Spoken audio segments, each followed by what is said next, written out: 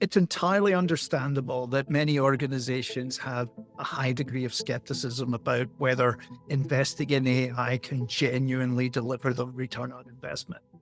What I can say is that based on our experience with our customers, the answer for customer service and employee service use cases is a definite yes. For example, we have capabilities to be able to provide AI assistance for human agents. In our own support organization, there was a degree of pushback from our team with understandable concerns that AI might be replacing their jobs.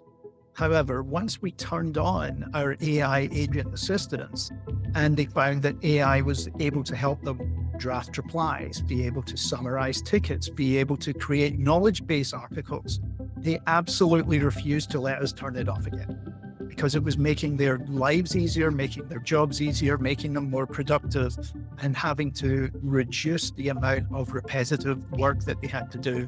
AI was really helping them.